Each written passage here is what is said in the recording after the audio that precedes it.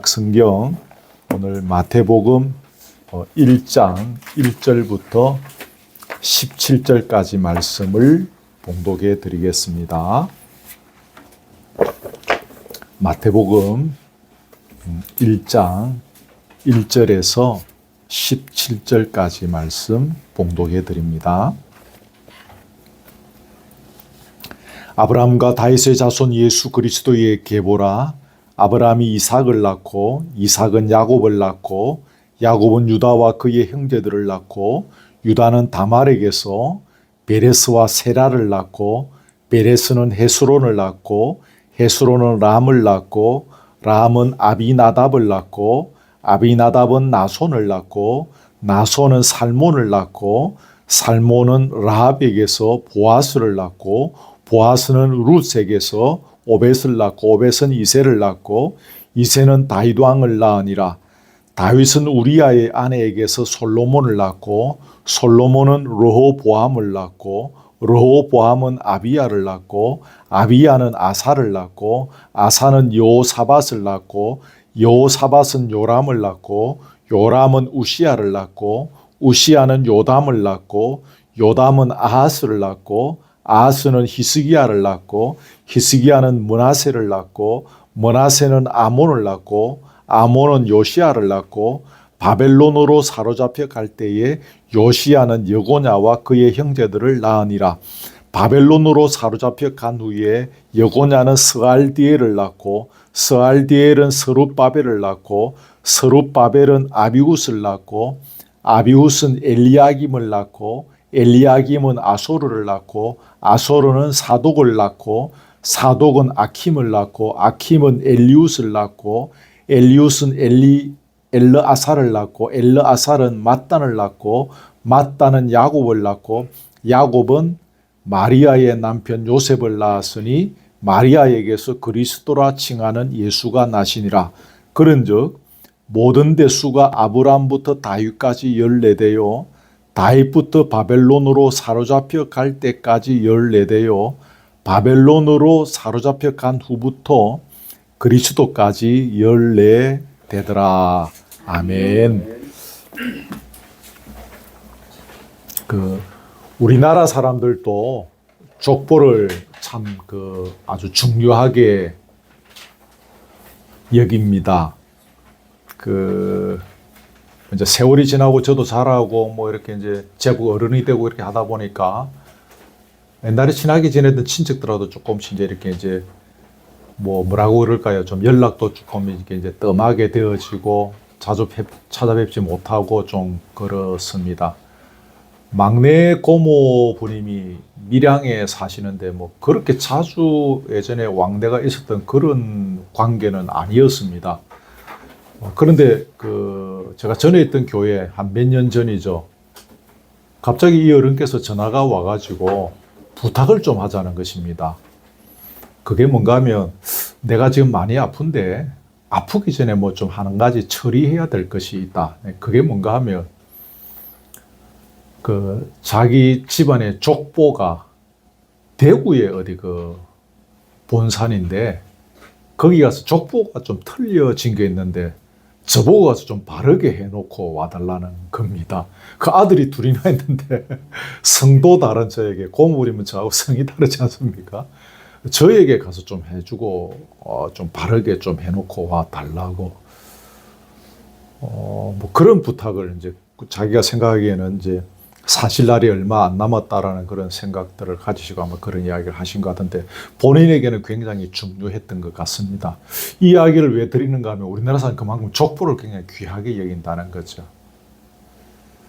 그런데 우리와 마찬가지로 고대 히브리인들도 족보를 굉장히 귀하게 아주 귀하게 그렇게 여겼던 것을 자료를 통해서 우리가 보게 됩니다.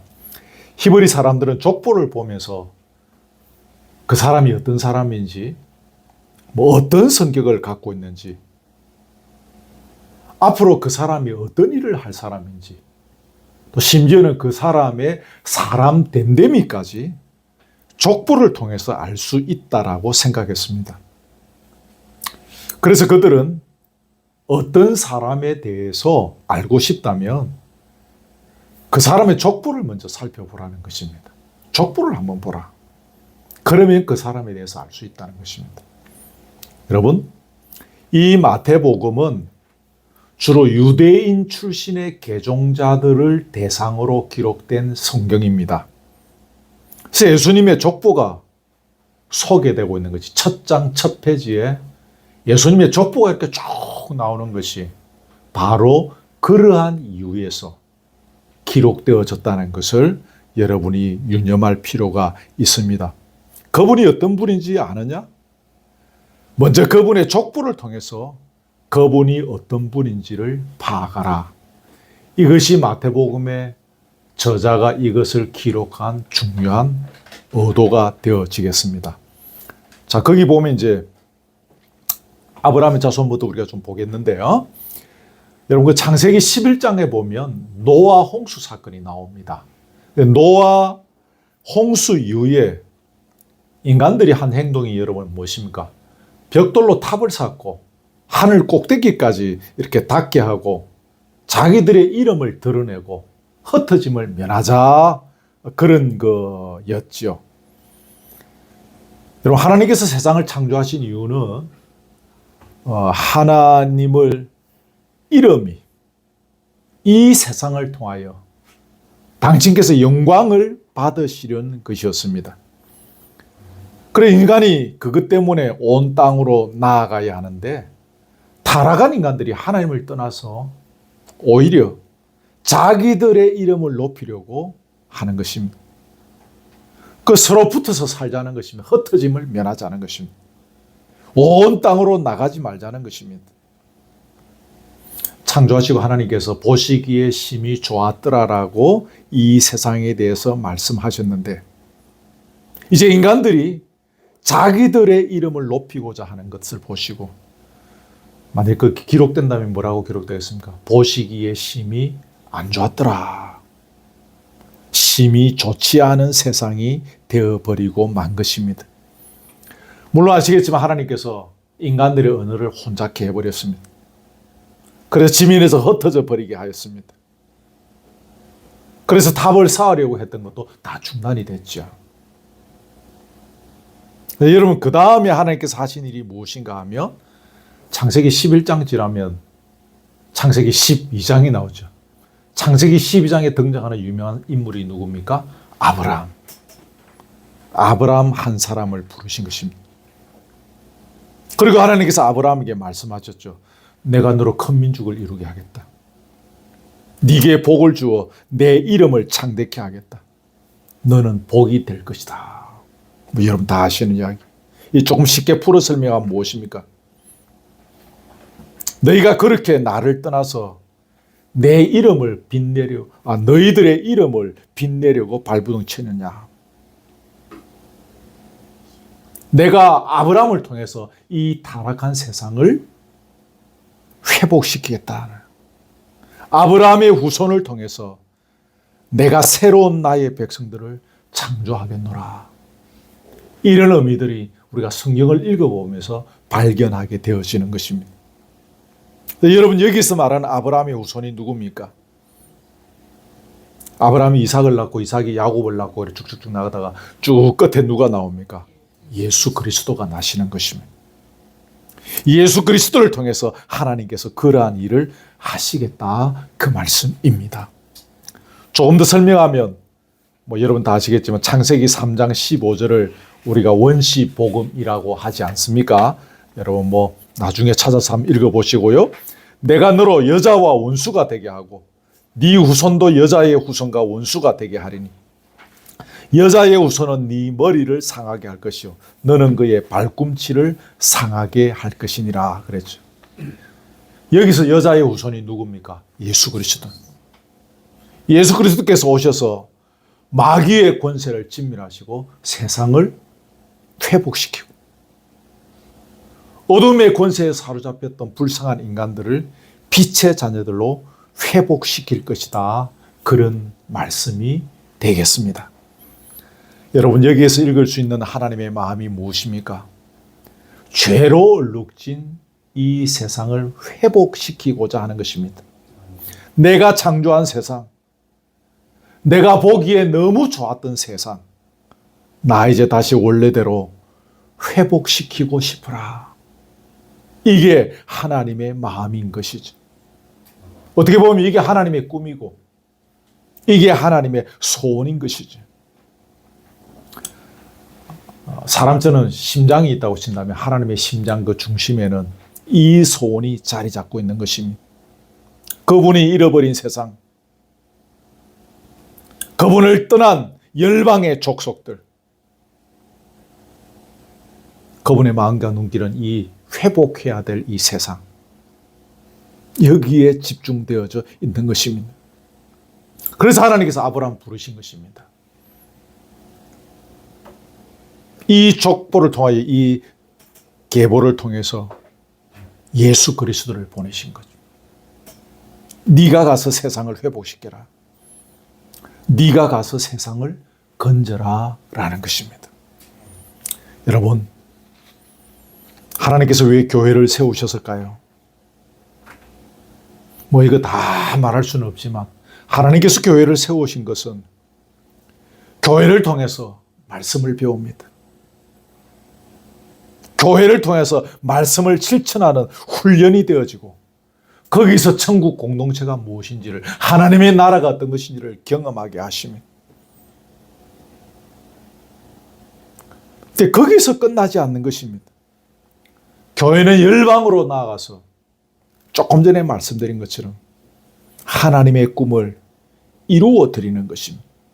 주일 열심히 함께 힘을 모으고 함께 은혜를 나누고 월요일부터 또 토요일까지 한 주간 세상에 나가서 세상을 회복시키는 일에 참여하는 것입니다. 그것 때문에 하나님께서 교회를 세우셨어요. 이것이 교회의 중요한 존재 이유입니다. 열방을 회복시키고자 하시는 하나님의 꿈. 오늘 저와 여러분의 존재 이유가 여기에 있음을 늘 잊지 말아야 합니다. 나의 존재 이유는 열방을 회복시키기 위해서는 하나님의 꿈을 이루어 드리는 것이다. 우리의 모든 계획들이 이 하나님의 꿈에 맞추어져 있어야 하는 거죠. 요즘도 그러는가 모르겠는데 젊은 아이들 이런 뭐 여름에 수련회 이런 데 보면 비전 뭐 이런 것들이 주제가 참 많습니다. 그 비전과 관련된 강사들이 인기가 많다는 이야기를 들었습니다. 진정한 비전은 무엇입니까? 하나님의 꿈에 맞추어서 내가 꿈을 꾸는 것입니다. 하나님의 꿈 뭐예요? 조금 전에 말씀드린 이 꿈에 맞추어서 내가 꿈을 꾸는 것입니다. 왜 양보합니까? 이 꿈을 위하여 우리가 양보하는 것입니다. 왜 희생합니까? 이 꿈을 이루기 위하여 우리가 희생하고.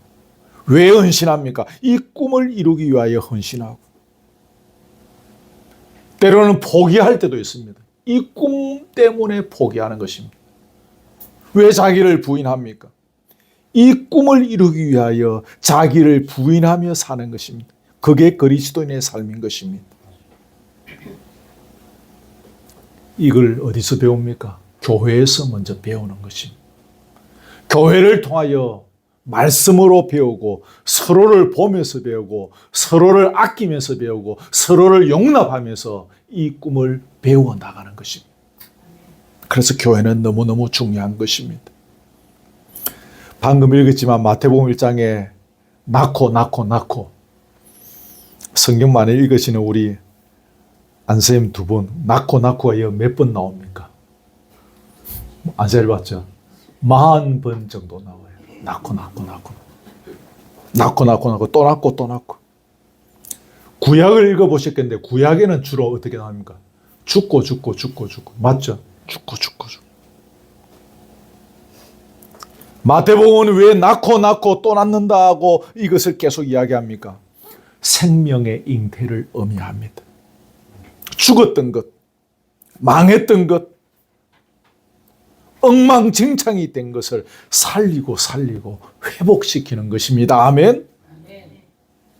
이것이 우리가 이 땅을 살아가는 목적이고 의미고, 지난번에 우리 삶의 결론이 되었는데, 결론이라는 단어를 제가 한번 최근에 쓴 것 같은데, 우리 삶의 결론이 바로 이것입니다. 살리는 것입니다. 우리 다수의 교인들이 저 멀리 오늘 떠나가고 이렇게 오붓하게 지금 예배 드리는데, 저와 여러분들이 우리 서로가 서로를 살리는 것입니다. 저는 우리 예진아 씨가 이렇게 은혜로운 찬양을 선택해서 보내주실 줄 꿈에도 생각, 저 혼자 연습하면서 은혜를 많이 받았어요.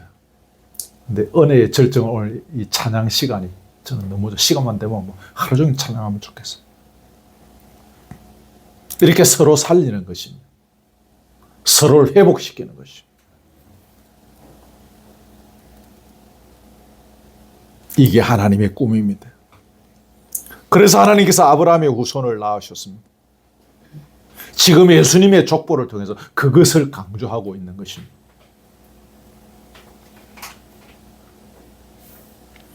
오늘 본문을 택한 이유는 그래서 성경을 열심히 막 읽고 계시는 분들이 좀 계셔서 뭐 낳고 뭐 시작하자마자 이게 무슨 의미가 있는지, 이게 왜 이렇게 중요한지를 같이 좀 나누고 싶어서 고민하다가 이 본문을 정했습니다.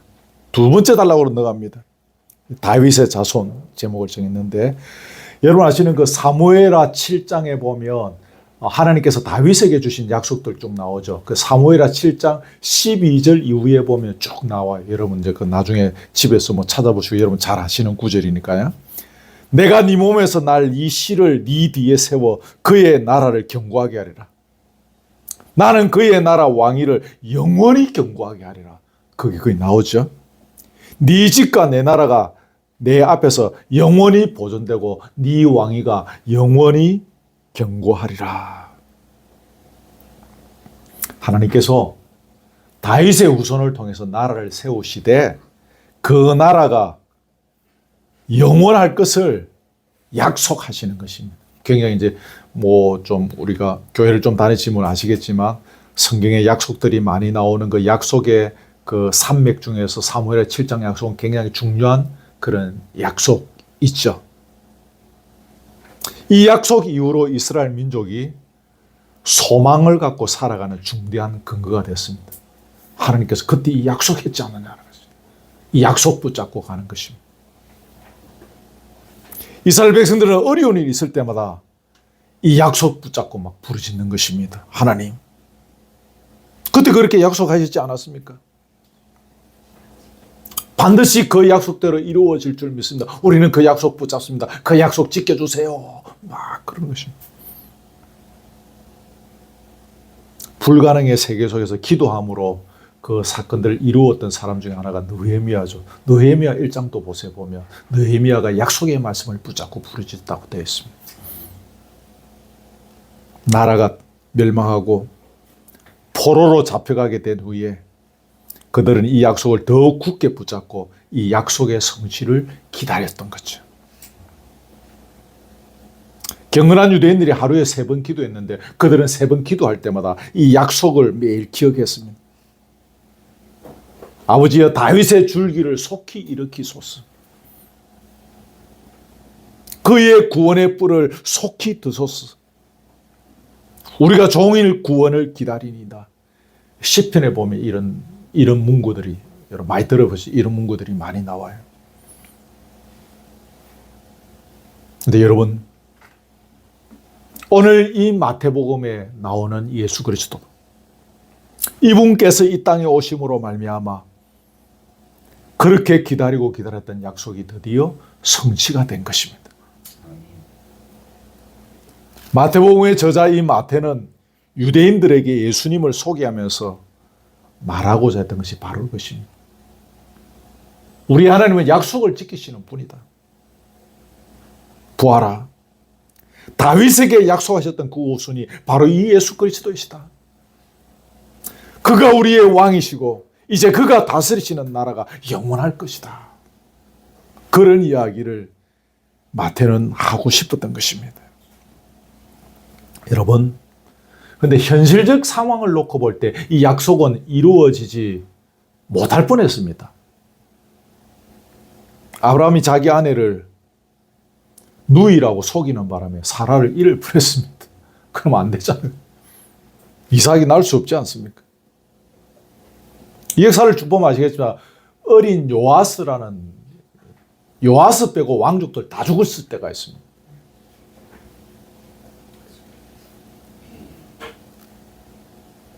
또 여러분 이 족보 쭉 보고 계시면 이 족보의 흐름 끝에는 뭐가 있습니까? 물론 예수님께 오기 전에 이 보면 이스라엘 민족이 지금 망하는 역사에 지금 이야기하고 있습니다. 계속 쭉 가다가 결국 이스라엘 망하지 않습니까? 마지막에 왕은 어떻게 되죠? 왕의 두 눈알이 뽑혀. 왕자들은 죽임을 당하고 왕과 백성들이 포로로 막 잡혀갑니다. 망하는 역사인 거죠. 70년의 포로 생활 동안 아무 일도 일어났습니다. 우리가 일본에 치하에 30년도 그렇게 그 어른들의 그 이야기하면 그렇게 지루하고 힘들었다 하는데 70년의 세월 동안 아무 일도 일어나지 않았습니다.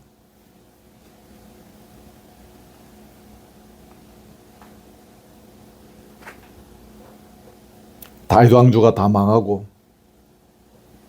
선지자까지 다 꺼내졌습니다.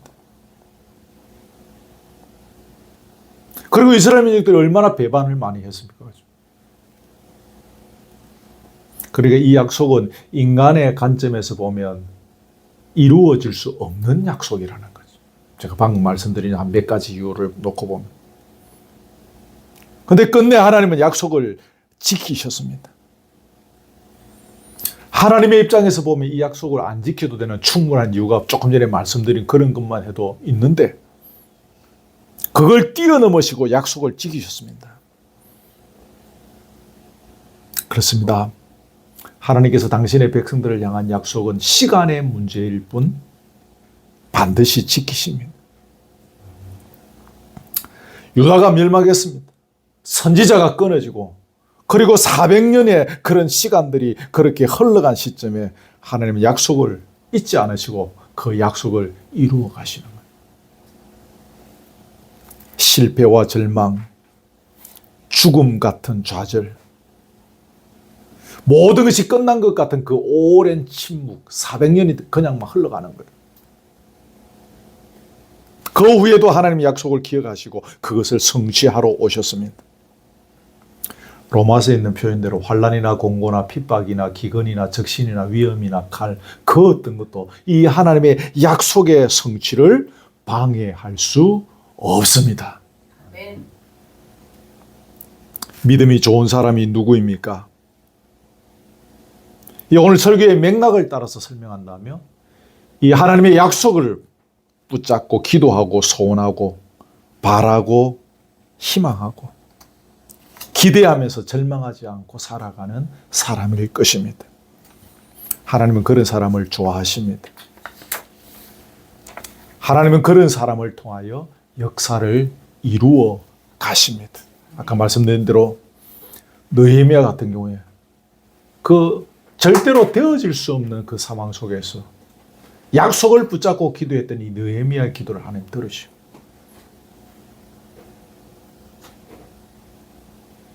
그 식민지의 왕이 돌아가도록 허가증을 만들어주고 필요한 물품들까지 제공 다 해주고 뭐 그게 가능이 합니까? 되는 것입니다. 반대로 여러분 죄송합니다만 하나님의 약속을 붙잡지 않으면 믿지 않으면 어려움을 겪게 되어지는 것을 성경에서 봅니다. 믿음의 조상 아브라함도 약속을 못 붙잡았지 좀. 아브라함과 사라가 하나님의 약속을 믿지 못하고 하갈과 동침해서 이스마엘을 낳았습니다. 1차적으로 집안이 풍지박산 서로 싸우고 또 하갈이 이래갖고 도망가고 그것으로 끝난 것이 아닙니다. 그 후유증이 여러분 아직까지 중동 지방에서 일어나고 있잖아요. 이스마엘의 후손들하고 약속을 붙잡지 못했을 때 얼마나 인간 세상에 어려움들이 있는지를 이 한 예를 통해서 우리는 볼 수 있습니다.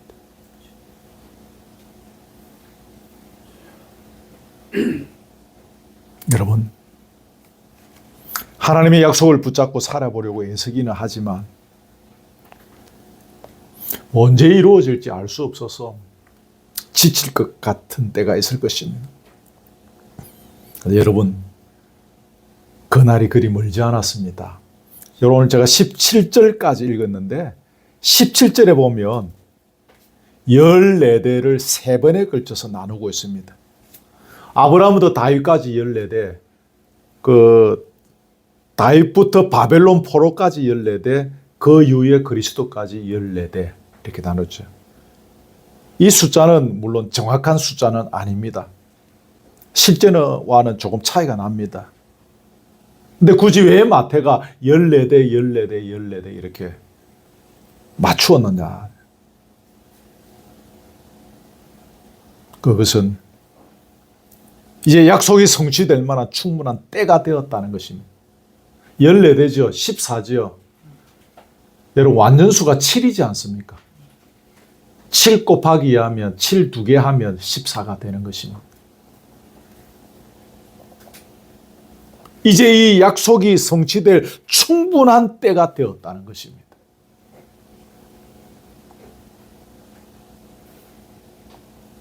정말 충분하고도 또 충분한 때가 되었다는 것입니다. 그 충분한 시간이 이제 흘렀으니까 하나님의 새로운 역사가, 그 약속이 성취되어지는 그 역사가 일어날 것이다라는 것입니다. 우리 각자를 향한 하나님의 약속의 성취의 때도 이런 의미에서 바라보면 그렇게 멀지 않았습니다. 봄이 됐는데요. 여름 가기 전에 이 봄이 저와 여러분에게 주신 그 약속들이 성취될 때인지도 알 수 없습니다. 우리가 믿음으로 바라보면서 참고 인내하며 달려가야 합니다. 아멘. 여러분, 그런데 또 기억할 것은 이 약속의 핵심은 뭡니까? 이제 우리는 우리의 왕이신 예수 그리스도가 다스리시는 그 나라에서 이제부터 영원토록 승리와 기쁨, 희락 같은 말이죠. 평강의 은혜의 삶을 살게 된다는 것입니다. 이것이 이 약속들의 핵심입니다. 이걸 잊지 말아야 합니다. 주기도문에서 살폈지만 이 세상의 나라는 우리에게 불편함을 줍니다. 세상의 왕이 다스리는 나라는 불편하고 고통스럽습니다. 새벽에 눈 떠서 제일 먼저 기도해야 되는데, 이러면 어찌된 간에 요새 지금 12월 3일부터 1월, 2월, 3월이 될 때까지 눈 뜨면 빨리 휴대폰에서 뉴스를 해요. 밤에 무슨 일이 일어났는가.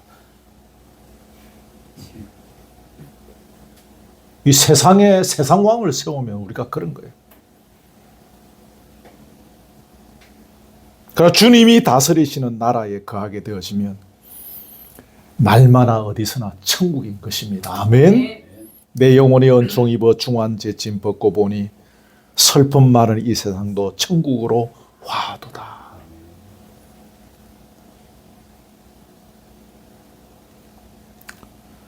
주님을 인생의 진정한 왕으로 주인으로 모시고 살아가는 자는 이 은혜를 날마다 누리게 됩니다. 아멘. 마귀가 하는 일이 이 은혜를 못 누리게 하는 것입니다.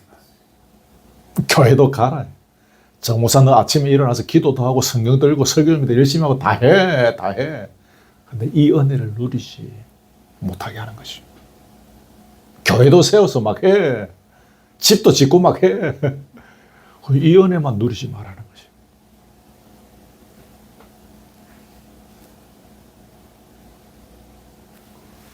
승리의 계가 앞에는 뭐입니까? 싸움이 있겠죠. 그 싸움이 이 싸움입니다.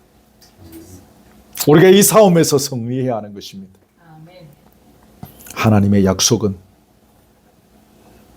이 싸움에서 승리할 수 있는 힘이 되는 것입니다. 아멘. 그래서 우리가 이 약속의 말씀을 붙잡고 우리 약속의 핵심인 하나님의 나라를 우리에게 주시기 위해서 오신 예수 그리스도를 붙잡고 가는 것이. 그 약속이 이미 성취되었던 것을 믿음으로 보면서 그 약속의 성취를 지금 현재 누리면서 살아가기를 다짐하고 결단하고 매일 아침마다 그 약속의 성취를 기뻐하는 우리의 신앙이 필요한 것입니다. 자, 다음 단락으로 넘어갑니다. 족보에 등장하는 사람들입니다. 하나님께서 아까 이제 아브라함 이야기했는데 창세기 10장에서 아브라함 부르셨습니다. 아브라함 부르실 때 위대했어, 대단했어 불렀을까요?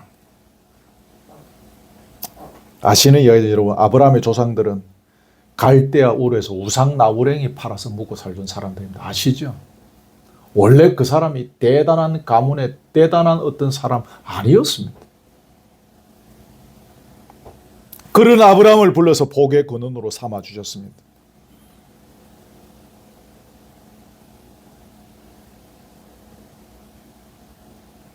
하나님께서 다윗을 이렇게 택하신 것이 그가 뭐 특별히 뭐 대단하고 훌륭한 사람이라서 그런 건 아니었습니다. 우리처럼 약점도 많고 허물이 많은 사람이었을 것을 짐작합니다. 왜냐하면 바세바 부마오, 바세바 남편 살인 하는 거 보면 우리와 같은 성정을 가진 사람이었다는 것을 우리가 짐작할 수 있지 않습니까?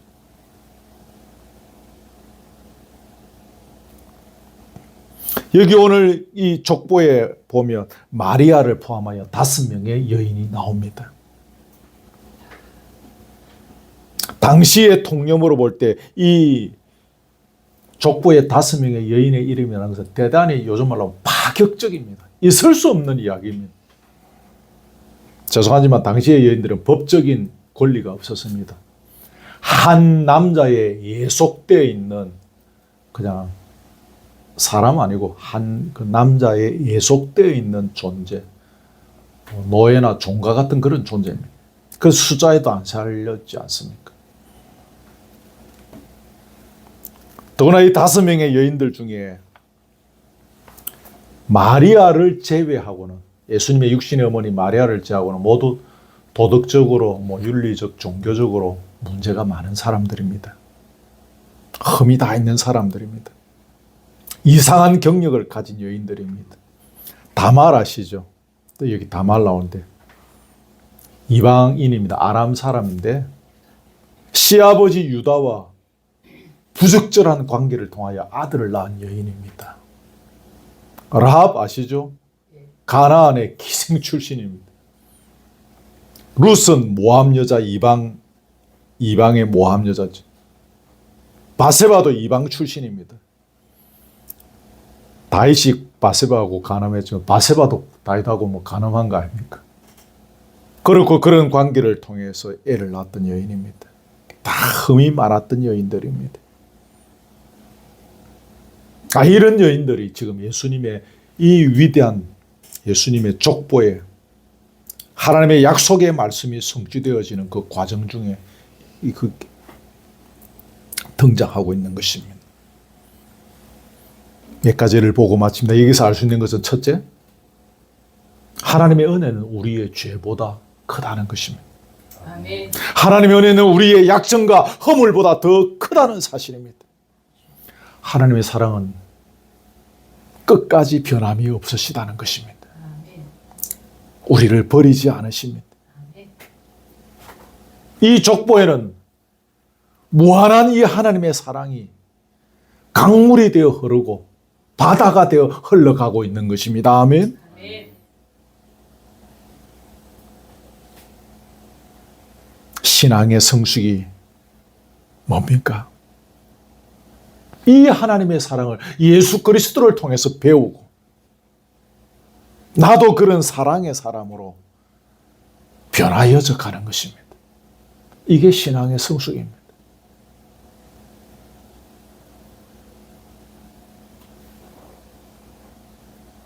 두 번째는 예수 안에서 남자와 여자의 구별이 없습니다. 예수 안에서 유대인과 이방인의 차별이 없습니다. 그분 안에서 가난한 자와 부유한 자, 배운 자와 못 배운 자의 차별이 없습니다. 다 하나님 나라의 왕자요 공주입니다. 어느 누구에도 뒤지지 않는 하나님의 보물입니다. 저와 같이 이제 그 일하는 분 중에 신현은 모교에 이제 어릴 때부터 신앙생활하고 지금 이제 그 안수집사라고 들었는데 이야기를 좀 하다 보니까 그 아버님이 장로님이셨어요. 교회를 거의 뭐 이제 거의 막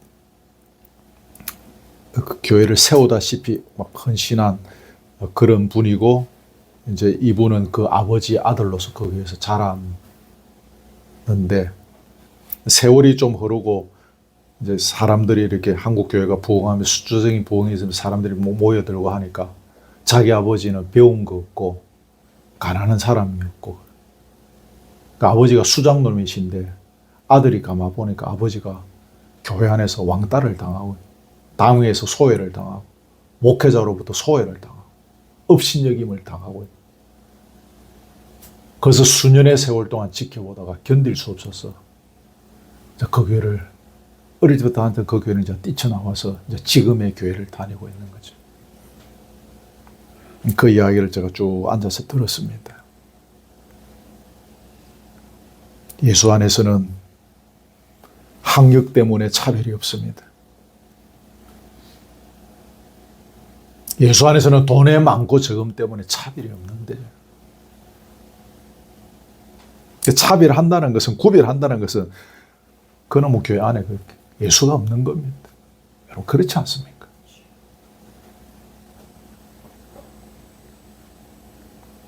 그리스도 예수 안에서 구별이 없고 차별이 없다는 이 사실을 깨닫고 신앙 공동체 교회를 통하여 이것을 계속 훈련받는 것입니다.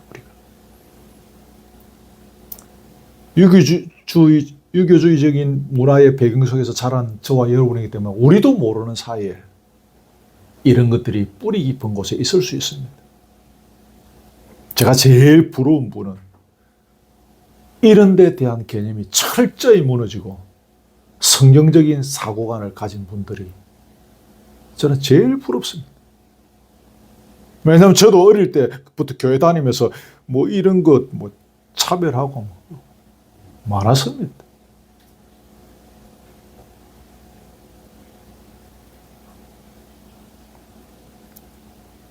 예수를 믿는다고 십자가 세워서 모였는데 예수를 안 배운 거예요. 예수님이 몇 살부터 공생했고 뭐 공생의 사역이 몇 년이고 이런 것만 배우고 그 예수님께서 뭐 하셨는지는 안 배운 거예요.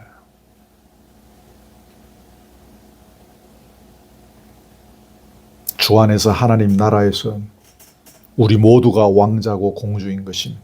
아멘. 우리 각자는 어느 누구에게도 뒤지지 않는 하나님의 보물입니다. 아멘. 이걸 깨닫고 우리 서로가 함께 서로를 바라보아야 될 뿐만 아니라 이것을 잘 알지 못하는 사람 때문에 내가 상처도 받아서도 안 되는 것이죠.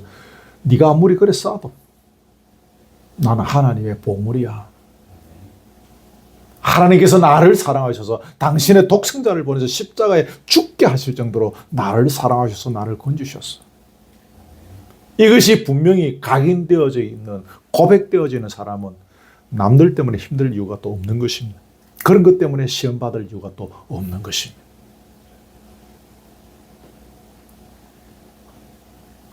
자, 세 번째는 뭡니까? 예수 안에서 모든 인간의 죄와 허물, 약점과 실수가 다 허물어지고 다 용서받는다는 것입니다. 그렇죠. 방금 이 여인들을 보면서 하나님은 우리의 과거를 묻지 않으십니다.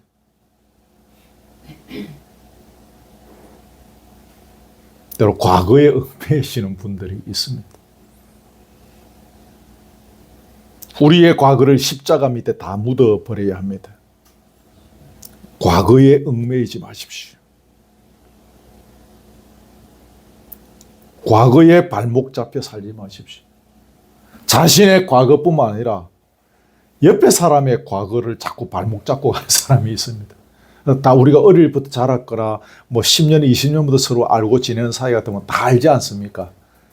너의 과거를 나는 다 알고 있었다. 그날 밤에 있었던 일을 나는 다 알고 있다. 그런 거.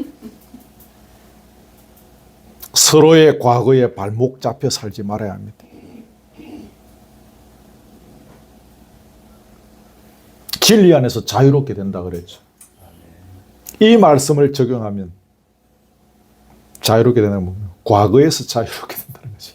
나의 과거에서 자유롭게 되고 너의 과거에서 난 자유롭게 산다는 것입니다. 이게 예수 안에서 사는 것입니다. 마지막 네 번째는 앞에서 말씀드린 이 은혜와 특권을 누가 누릴 수 있는가? 분명한 믿음의 고백을 하는 자가 누릴 수 있다라는 사실입니다. 다말이 시아버지와 부적절한 관계를 통해서 아이를 낳았습니다. 그럼 다말의 그 마음에 있는 것이 무엇이겠습니까? 내가 이렇게 해서라도 하나님께서 약속하신 것이 유다 지파를 통하여 흐르는 줄 확실히 믿었거든요.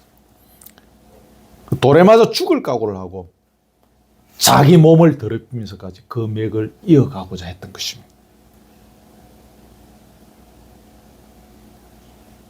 라합은 살아계신 하나님을 확실히 믿었기에 죽음을 각오하고 이스라엘 그 민족의 정탐꾼들을 숨겨줘서 들키면 죽는 거 아니겠습니까? 여러분 루스의 고백을 아시죠? 어머니의 하나님이 나의 하나님이다.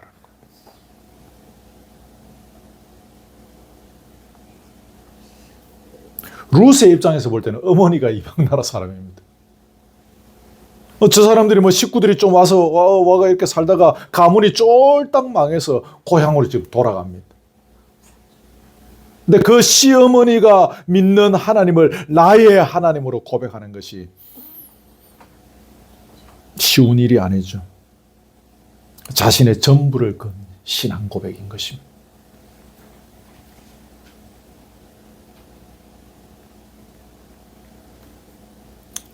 우리 신앙 연륜이나 직분 이런 것을 중요하게 생각합니다.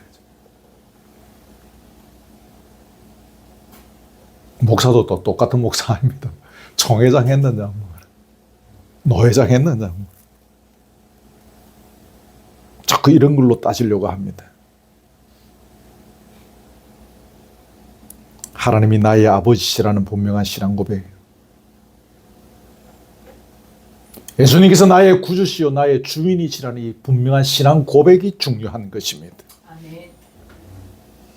그 사람이 바로 아브라함의 자손이고 다윗의 자손입니다.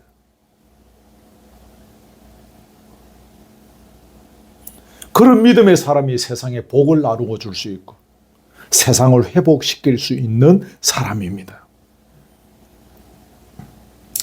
그런 믿음의 사람이 하나님의 약속이 성취되어지는 것을 경험할 수 있습니다. 그런 사람이 하나님 나라의 풍성함을 송두리째 누리며 살 수 있는 것입니다. 자기 삶을 통해서 또 교회를 통해서 그것을 누리며 살아가게 되어지는 것입니다. 맞죠? 이 믿음 없이는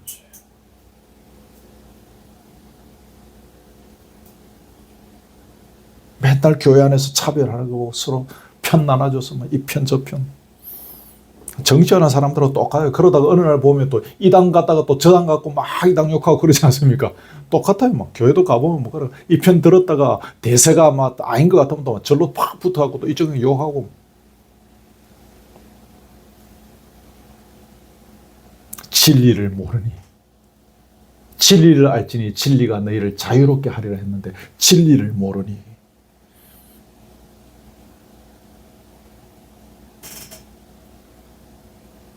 진리를 알면 내가 하나님 나라의 보물인 것을 알게 되어지는 것입니다. 아멘. 말씀했습니다. 이런 아름다운 신앙 고백을 통해서 저와 여러분들이 하나님의 약속의 말씀이 우리 개인의 인생을 통해서 이루어지고 우리 공동체를 통해서 이루어지고 이 열방을 통해서 하나님의 약속의 말씀이 이루어져 가는 것을 볼 수 있는 은혜가 있기를 바랍니다. 네. 그리고 이 아름다운 신앙의 고백을 가지고 늘 주의 은혜 속에서 즐거워하고 행복해하고 고난은 많이 있지만 어려움들도 많이 있지만 내가 이 속에서 주의 약속의 말씀을 이루어 나가는 이 귀한 반열에 내가 서 있다는 사실을 우리가 잊지 말고 걸어가십시다. 얼마나 대단한 분들입니까? 지금 그러니까 이 족보에 있는 분. 우리도 지금 이 족보에 있는 것입니다. 그러면서 주님의 꿈을 향하여 우리가 사용되어져 가고 있는 것입니다. 그러니 힘을 잃지 마시고 이 꿈을 이루어 나가는 늘 즐겁고 행복한 저와 여러분의 생애가 되기를 주의 이름으로 축복합니다. 아멘. 아멘. 아까 소개해 드렸던 찬송하겠습니다.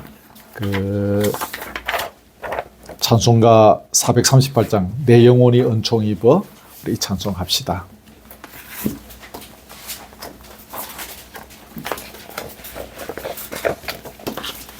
438장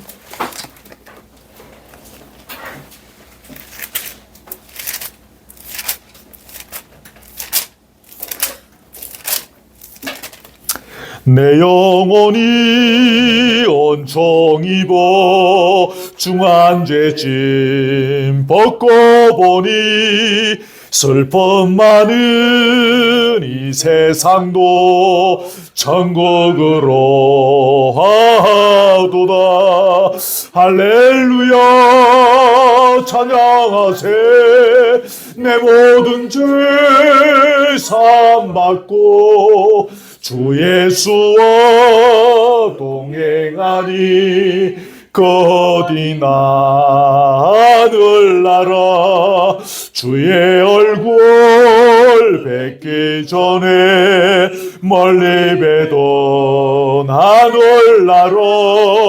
내 맘속에 이루어지니 날로 가깝도다. 할렐루야 할렐루야 찬양하세. 내 모든 죄 사함받고 주 예수와 동행하니 거디 하늘나라.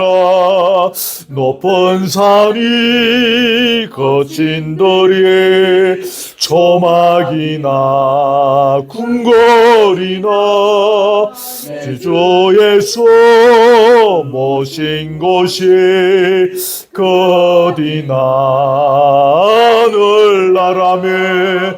할렐루야 찬양하세. 내 모든 죄 사함받고 주 예수와 동행하니 거디 나는. 할렐루야 할렐루야 찬양하세. 내 모든 죄 사함받고 주 예수와 동행하니 거디 하늘나라. 아멘. 제가 기도합니다. 하나님 우리 아버지, 오늘 마태복음 1장의 말씀을 가지고 우리가 나눌 수 있게 되어짐을 감사합니다.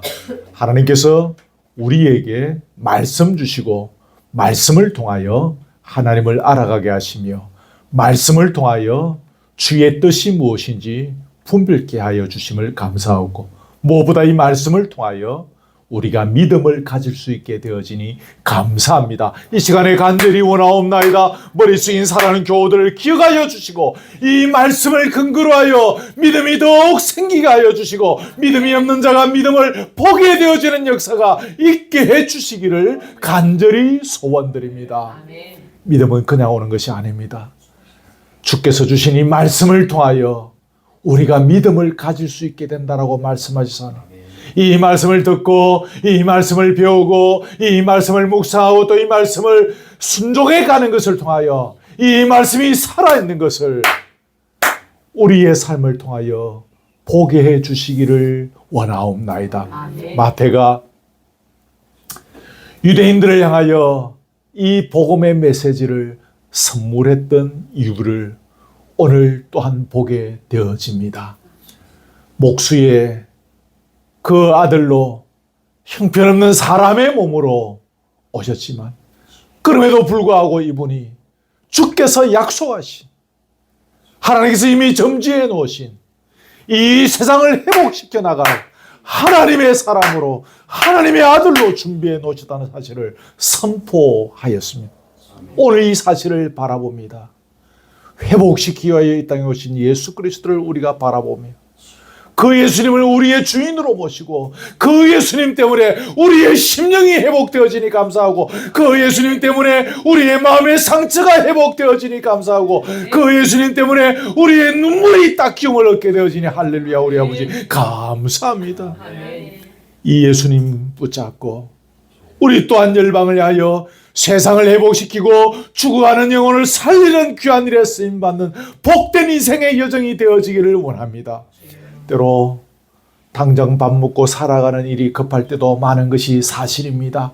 그러나 주여 우리 잊지 않게 하여 주시고 이 험한 세상 살아나가는 가운데 70, 80, 90 길면 100살까지 살아가는 이 인생의 여정들을 통해서 이 꿈을 이루어 나가야 한다는 중요한 사실을 늘 평생 잊지 않고 기억하는 저희들 되게 하여 주시옵소서. 우리 그루터기 공제를 기억하여 주옵시고 그저 교회가 잘 유지되어지고 교회가 커지고 건물이 아름다워지고 뭐 이런 것들이 우리의 전부다가 아니라 이 공동체를 통하여 주의 꿈이 이 땅에 이루어지고 이 공동체를 통하여 죽어가는 영혼이 살림을 얻고 이 공동체를 통하여 땅에 떨어진 주의 이름을 높여드는 교회로서의 사명을 다하는 교회로서 가는 일에 늘 우리가 신경을 쓰며 그 사실을 놓치지 않도록 도와주시옵소서. 주의 꿈을 이루어드려야 된다는 사실, 주의 꿈이 지금도 살아있다는 사실을 늘 기억하고 걸어가게 해 주시옵소서. 우리 교우들 각자의 삶에 지난한 어려움들이 있습니다. 주께서 다 아십니다. 이 삶을 통하여 주님은 그때그때마다 이들에게 약속의 말씀을 주신 것들이 많이 있는 줄 아는데 이 약속의 말씀을 굳게 붙잡고 이 말씀들이 나의 가정을 통하여 나의 인생을 통하여 나의 자녀들을 통하여 이루어질 날을 바라보며 참고 견디고 인내하며 고속히 이 말씀이 이루어질 때가 되었음을 오늘 말씀을 통하여 주었사오니 끝까지 견디며 믿음으로 나아가는 자들이 되게 해 주옵소서. 견딜 수 있는 믿음 주옵소서. 참을 수 있는 믿음 주옵소서. 주의 약속을 붙잡는 믿음 주옵소서. 14대 곧 예수 그리스도의 띠니라고 말씀하지 이 말씀을 기억하게 하여 주시옵소서. 어려움 중에 있는 우리 성도들을 기억하시고 꼭 붙잡아 주시고 말씀 속에서 힘을 얻게 하여 주옵소서. 오늘 말씀을 통하여 예수 안에서 내가 얼마나 위대하며 예수 안에서 내가 얼마나 소중한 보물이며 내가 얼마나 예수 안에서 주님의 왕자요 주님의 공주임을 다시 한번 발견하게 해주시니 감사합니다. 우리가 이건 모르고 지난날 교회 다니면서도 신앙인다운 삶을 살지 못했음을 고백합니다. 불쌍히 여겨주시고 다시 한번 오늘 이 귀중한 사실을 말씀해 주셨사오니 오 주여 내가 주님의 최고의 보물임을 늘 옳지 않게 하시고 이 자부심과 이 긍지 속에서 이 땅을 걸어가게 하여 주시옵소서. 이것을 몰라서 우리가 시험에 넘어지고 자빠지고 이것을 몰라서 우리가 시기하고 질투할 때가 많이 있었음을 고백합니다. 용서해 주시옵소서. 이 사실 다시 한번 붙잡고 내가 담대하게 서가며 이 믿음 속에서 친구를 살리고 옆에 있는 사람을 살리고 위로해주고 눈물을 닦아주는 복된 여정들 걸어가게 해 주시옵소서. 오늘도 이렇게 귀한 예배를 드리게 해주시니 감사합니다. 딸을 통하여 좋은 찬양의 곡들을 선물해 주시고 우리가 내 가운데 또 찬양하게 하여 주시니 감사합니다. 찬양이 흘러넘치는 교회, 찬양을 통하여 은혜가 흘러넘치는 교회, 찬양을 통하여 눈물이 회복되어지는 교회, 찬양을 통하여 상처가 치유되어지는 교회로 계속 서가게 하여 주시옵소서. 우리 교인들 다수가 오늘 지금 외유 중에 있습니다. 기억하시고 다른 곳에 있더라도 이 자리를 기억하고 기도하는 심정으로 이 시간들을 걸어가게 하여 주옵시며 건강하고 무사히 또 기쁘게 즐겁게 여정들을 다 마치고 돌아올 때까지 주의 능력과 사랑의 손으로 지켜주시기를 원하옵나이다. 귀한 예물을 주님 앞에 드립니다. 주께서 주신 것 주께 도로 드립니다. 이 믿음의 고백으로 자원함으로 감사와 기쁨으로 늘 드리는 예물이 되게 하시고 우리 교회 곳간을 주께서 풍성히 채워주셔서 주님의 능력으로 주님의 방법으로 열방을 향하여 섬길 수 있는 넉넉한 교회로 잘 준비되게 해 주시옵소서. 오후의 교제의 자리에 함께 하시고 먹고 마시는 우리의 자리에 육신의 강령함과 영의 평강과 기쁨이 넘치는 축복의 자리 되게 하옵시고 이 자리를 틈타는 이 자리를 시기하는 사탄 마귀의 권세 예수의 이름으로 더 물리쳐 주옵소서. 이 울타리 근처에도 침범지 못하도록 주의 능력의 손으로 붙잡아 주시옵소서. 예수 그리스도의 은혜와 하나님의 사랑과 성령의 교통하심이 약속하신 예수 그리스도를 보내주셔서 우리에게 희망을 주시고 소망을 주시고 삶의 이유를 주신 것을 감사하며 우리 하나님의 꿈에 늘 우리의 꿈을 맞추어서 평생을 걸어가기를 작정하는 사랑 우리 교우들 머리 위에 지금부터 영원토록 함께 있을지어다. 아멘.